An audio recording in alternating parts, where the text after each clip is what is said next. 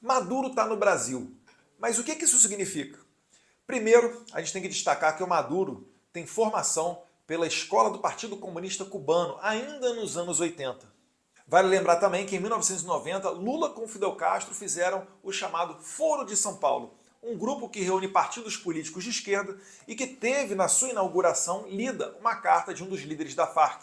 Pois bem, Maduro faz parte desse grupo, o Foro de São Paulo, que é um dos responsáveis pela eleição de Hugo Chávez no final dos anos 90. Chávez, que antecedeu Maduro, foi quem implementou na Venezuela o bolivarianismo, ou socialismo do século XXI.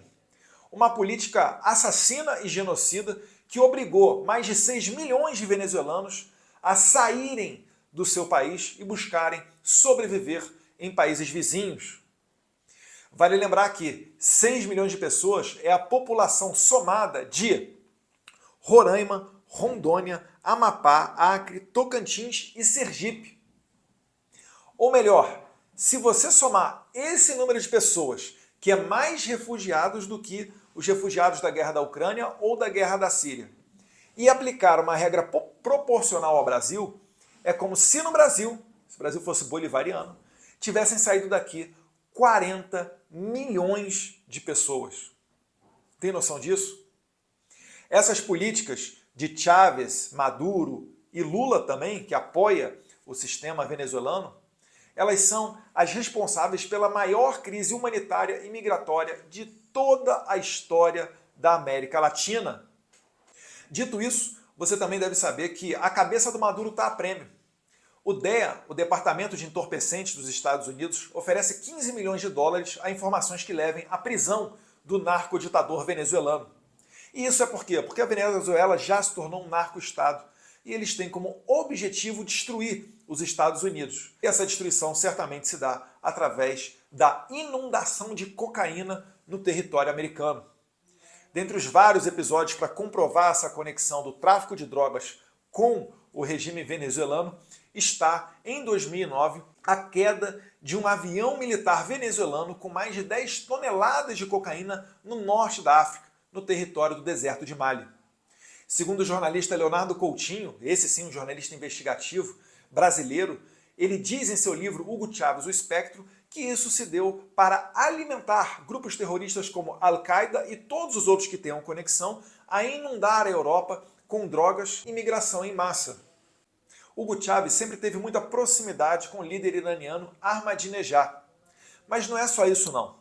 O perigo desses aviões militares traficando cocaína é que tem uma notícia, também descoberta pelo jornalista Leonardo Coutinho, de que a Força Aérea Brasileira indica que entre 2009 e 2014, a Bolívia, outro grande produtor de cocaína, usou por 463 vezes o espaço aéreo brasileiro para o trânsito de aeronaves militares.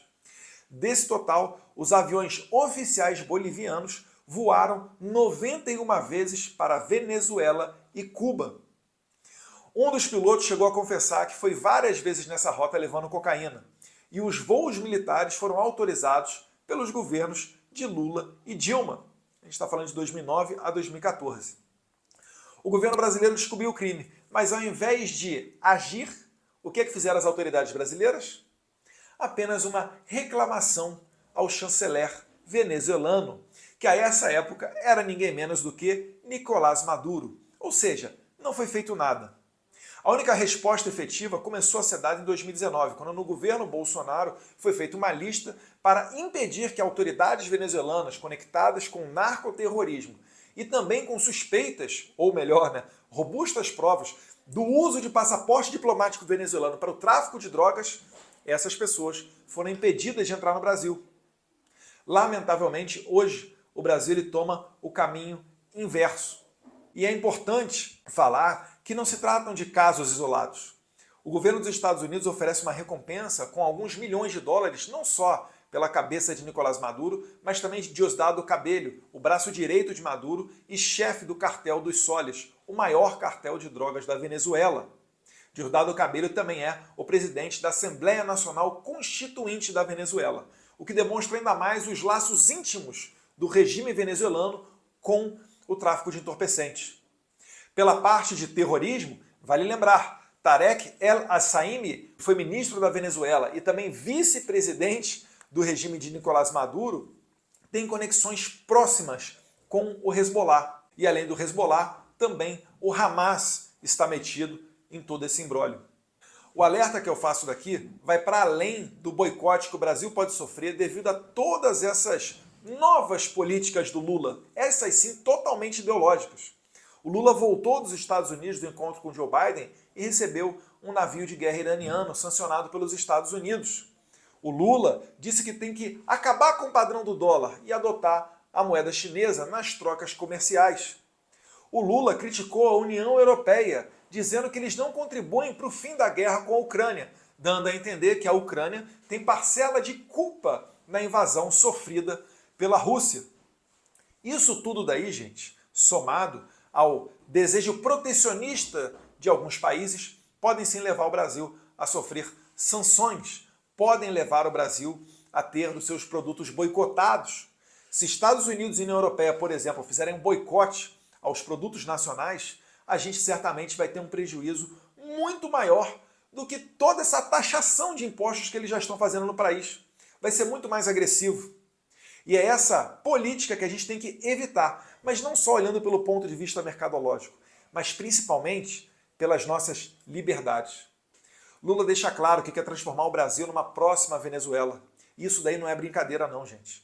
A regulamentação da mídia, a perseguição a opositores, um alinhamento ideológico a países, inclusive conectados com narcoterrorismo, como é o caso da Venezuela, isso daí pode mergulhar o Brasil num caminho que vai demorar muito tempo para a gente resgatar.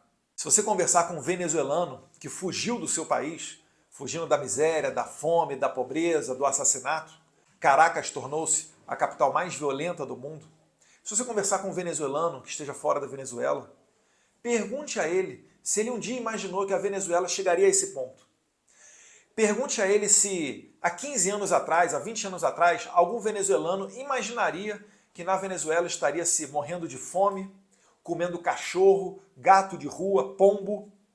Se imaginaria que várias pessoas estariam saindo de lá a ponto de fazer dessa história a maior crise humanitária e migratória de toda a história da América Latina. Certamente ele vai dizer para você que não. Então não ache você que o Brasil, pelo fato de nós sermos ricos, termos muitos recursos naturais, etc., que essa realidade não possa vir para cá. Porque a Venezuela é um país tão rico quanto o Brasil nesses aspectos. Isso daí não é brincadeira. Chamar um traficante narcoterrorista para o seu país é coisa de quem se identifica com ele. Um abraço, fique com Deus.